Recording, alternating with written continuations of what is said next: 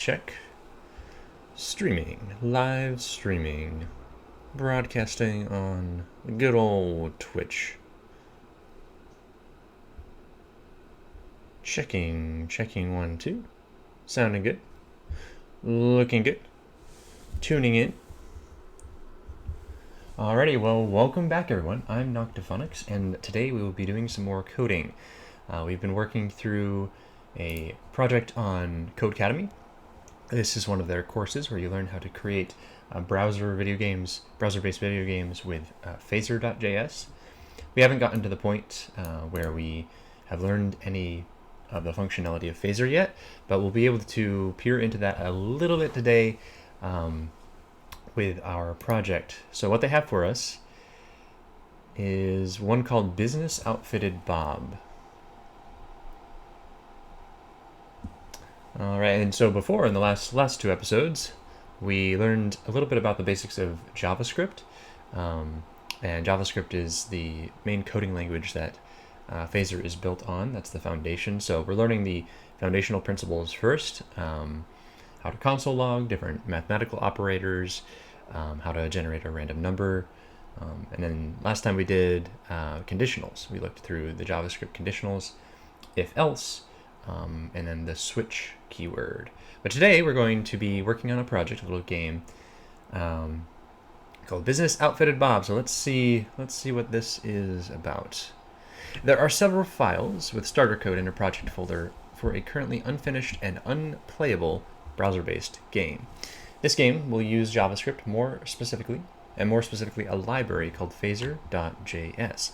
Phaser makes it easy and fast to create games like Business Outfitted Bob by bundling together JavaScript code needed for games so you can focus on building other, more important parts of your project. This will be your first time seeing Phaser code, but you will not need to know it or use it to complete this project. You'll need to draw on what you've learned so far about JavaScript to complete Business Outfitted Bob. Declaration of global variables and keywords like constant and let, changing the values of variables, and conditional statements such as if, and else.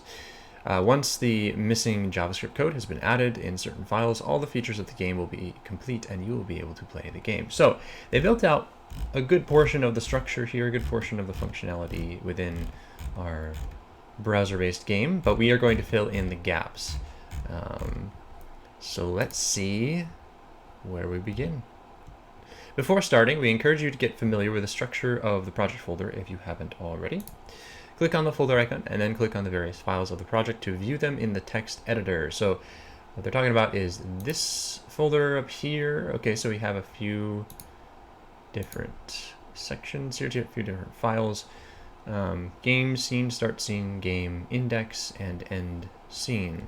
These files contain a mix of JavaScript and Phaser code that make up most of the project. These are several files representing different scenes of Business Outfitted Bob: start scene, game scene, and end scene. Start scene contains the code that displays the starting screen to the user before they play the game. So if we look at this one, it's not too long. It's pretty short. One of the shorter ones, and you won't recognize many of these keywords at the moment, but over time throughout this course you'll be able to pick up a little bit at a time and eventually understand this page completely and be able to do it from scratch. But for now we're just going to look and see if we can get the general idea. So class start scene extends phaser scene, key start scene. Looks like they're loading up an image to project as the main start screen here. Let's see, add image, input keyboard, and then they have the keyboard inputs so that if you press a key on Business Outfitted Bob start screen, it will start the game. Let's see if that actually works. Can we do that? Yes, we can. So I just pressed an arrow key. Any other key would have worked. But since the inside of Bob is not functional, it just comes up with a gray screen. So Business Outfitted Bob is currently broken. Business Bob is broken. So when this happens, if ever like you're working in CodeCademy and the browser window, whatever game you're working on, breaks, just do the reset up here, and then it will go back to the start screen. Game scene displays the game as well as contains the logic for controlling Bob's movement, scoring points, and ending the game. The game.js file contains the game setting, and index has the HTML that we need to have our game appear in a browser. So we'll do the last first, index.html. This we don't go over in this course. This is all just how it displays, what the widths of the margins and the padding are, all just the technical specs of what you're looking at in the browser window. We don't have to memorize or learn any of this at the moment, and throughout this course we don't learn HTML. We learn everything about Phaser and JavaScript. The game.js, as they said, contains the game's settings. So this is the config file, basically just kind of populating the game in that window and giving it a background color. This is set within an object and then all these objects properties. But again, I don't think we'll be doing anything in that folder. What we will be working on is the game scene file. So this one is all about the main functionality, how Bob is controlled, how he moves around the screen, what the points are, all of that. The end scene, which it doesn't look like they mention here, but as you can guess from the start scene, this is basically what appears at the end of the game, and what different screens appear. So say if you get a game over, a certain end screen would appear, but if you win the game, then a different end screen might appear, or maybe just the same end screen but different text. And it looks like we'll be adding a little bit in here, but for the most part we'll be working with the game scene. So let's see. So there are comments in all the files to help you understand what the code is doing in the game if you're curious, but it isn't necessary to know anything about the existing code to successfully finish this project. For now, take a moment to look over how the code is separated and organized in files. Now imagine all that code in a single file. The horror. To finish this step, I think is horror spelled correctly? I thought there were 2 R's in the center of that. To finish this step, return game scene and end scene. These files are the only files you'll need to add code to. Familiarize yourself with the empty spaces in the files where you will be placing your code, such as the inside of update in the game scene file. So what they're talking about here, we scroll down a bit, it's kind of like these sections. So there's going to be and these are functions. We haven't gotten to functions yet. We won't have to edit much within the functions, but we're looking at these. So preload, create, and where's the last one? It is update. And you'll learn about each of those later. For now, we just know that those are updating the game depending on what keyboard input happens, and then creating or displaying what we want to see on screen. All right, so we did that. Next, in order to play our game, we'll need to set a few variables at the top of game scene file. This allows us to store information about parts of our game as values so we can use them later. Create a variable named score at the top of the game scene and set it to 0. We'll use this variable to track Bob's earnings during the game. Remember to save your code once you've made this and any other change. Okay, so let's go ahead and close this out so we have a little more room to work with. So keep count of Bob's earnings, eh?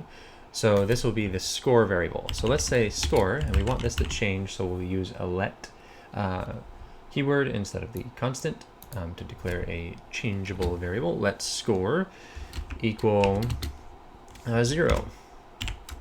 And if you remember from last time, that 0 that we're putting down is a falsy value. Any integer other than 0, or any number other than 0 in general, would be a truthy value. But since it's 0, it's falsy at the moment. So a conditional statement would evaluate that to false. Create money multiplier, a constant variable that makes sure Bob has earnings that are a multiple of 100 on a new line after score. Set money multiplier to 100. Add a variable to multiply money. Yes, indeed. Can I have this in real life? All right, we're going to do let. Let's see. Oh, a constant. So they want a constant variable because the multiplier won't change, but the score will based off of the multiplier. So money multiplier equals 100. Okay. Create a constant variable, add speed on a new line under money multiplier, assign it the value of 1. Okay, so just constant speed, speed equals 1. I'm guessing this is what controls the movement speed of Bob. Let's give Bob the ability to move so he can start collecting money and increase his earnings. We want Bob to move in 4 directions: up, down, right, and left. This would happen when we press the up, down, right, and left arrow keys of the keyboard. Inside of the update method, towards the bottom of the file, locate the line where we declared a constant variable called cursors. This refers to several keys, including the arrow keys of the keyboard. Once you found this line, move on to the next step. So we're going to scroll down here, past everything in the create function, down to update. So, and we have cursors here, this input keyboard create cursors. And then under here, we'll add our variable. So we found that. Next, we need to store the arrow keys for the 4 directions as variables separately. Start with the right arrow. Under the line declaring cursors, create a constant variable called right arrow and assign it cursors right is down. Okay, so we want a constant variable. So right arrow. And then this equals cursors.right.is down. So cursors.right.is down. Okay. This is phaser syntax. And remember, phaser is what's being, basically, it's the library within JavaScript or built upon JavaScript. Phaser syntax that will check us, or let us check if the right arrow key is being pressed by the player. So basically, the code basically looks at, okay, so this is if the right arrow is down, and then this signals that this is a keyboard input. On the line beneath right arrow, create another constant called left arrow and store cursors left down in it. So what I'm going to do is just copy this line down. We're going to change it to left arrow on these. So let's change this to left, and this part to left, and the is down is the same. On a new line beneath left arrow, create another constant called up arrow and store cursors up is down in it. This is my favorite because it tells you that up is indeed down. All right, constant, we're going to do up arrow.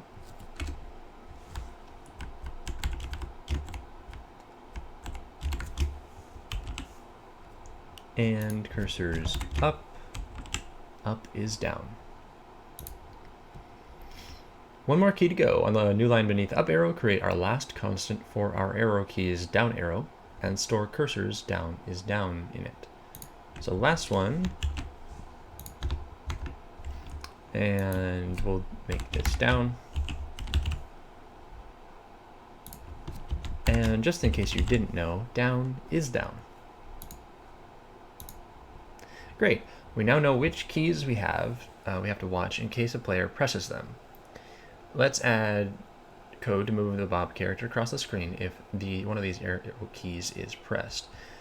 So at the moment, it's not telling, like that code isn't telling the computer to, do anything with those keys. It's just basically setting, I think they call them listeners, but it's setting the focus on those keys and saying that if something happens with those keys, pay attention.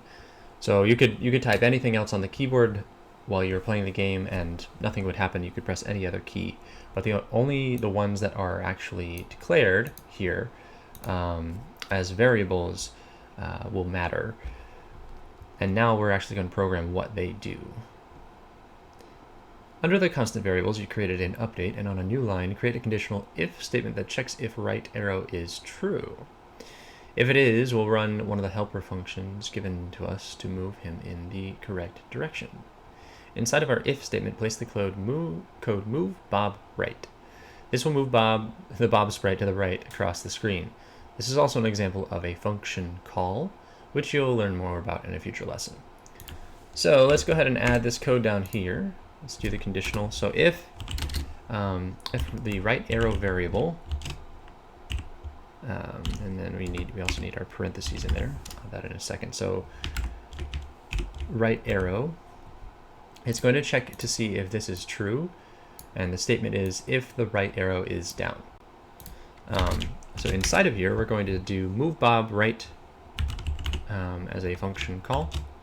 Move, not bib, move bib right, move bob right as a function call. This is not a built-in function in JavaScript. They gave that to us already somewhere up here. I'm not sure where. And fun tip, or a quick tip, if you want to find something, just Control F, just like you would on a document, and then type in what we're looking for. So move bob right. So they added in a function here that tells him how to move. At this point, we don't have to understand all of this. We just know that this is where that information is being stored. And what we're doing at the bottom here is calling back to that function. So we're saying, look at this function and run the code inside of it. So move bob right, it'll run all of this code. And as you can see, they've also added that for the left arrow key, up and down. All right, so let's move on to, let's go back to where we were. Check that the left arrow key has been pressed by chaining an else if statement to the if statement you created in the previous step. Add the code move bob left inside of our else if statement. Okay, so else if, this is going to check to see if left arrow is true, meaning to see if the left arrow is down. Move bob left will refer to one of those function calls we saw above.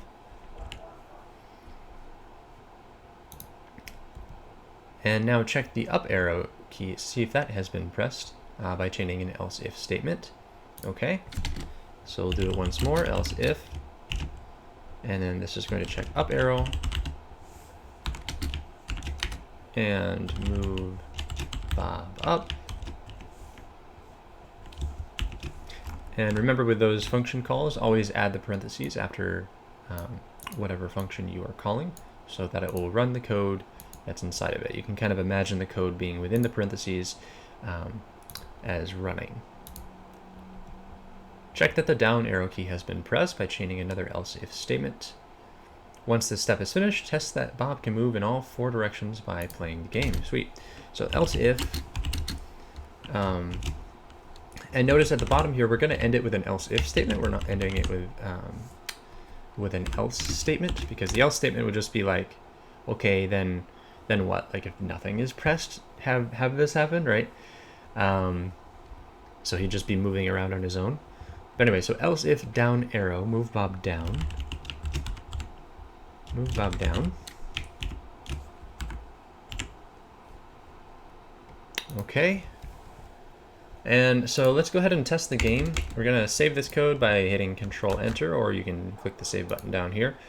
We're going to press a key to see if Bob is working. Okay, so we actually have our little Bob sprite and a money sprite up here. Also, it is displaying our earnings at the bottom. So interestingly, before, when we tried to start the game without adding any code in here, it was just a gray screen. So I'm wondering if the variables that we set at the very top of it, very top of this code block, allowed Bob to appear. But what we did was just we set the score, we set the money multiplier, and then we set the speed. So I'm guessing that these variables were necessary, and they would cause conflicts if they weren't declared. But now that they're declared, we can see Bob and the money. And I'm going to try to move Bob. So I'm going to try to move with an arrow key. Oh, I got to click back over here. Try to move Bob. Hey, Bob's working. Yeah. So he responds to the arrow inputs. Let's see if we can get the money. Oh, we got the money. And the score is changing. 3,500. The score is kind of changing randomly. I'm not sure what's going on with that. Let's see. 700. Oh, I see. It's like, oh, I ran into paper. So the obstacles there are the paper. Game over. Bob ran into a stack of work. Stack of paperwork. Press any key to restart. The restart does work. The earnings, however, they stay the same. So let's see, and now the score is not changing. Oh, it didn't change for the first one. 63, 76, 81. Interesting. Press any key to restart. Yep. So we'll program in a score reset. And we'll go ahead and just reset the whole thing. All right, we'll need to check if Bob has touched walls. We can track. Oh, wait a second. What does he do now? Can you just go off the screen? Oh, I see. So he hits the wall. So there is definitely a boundary there. It's just that they want you to lose if you hit a wall. So we'll need to check if Bob has touched walls. We can track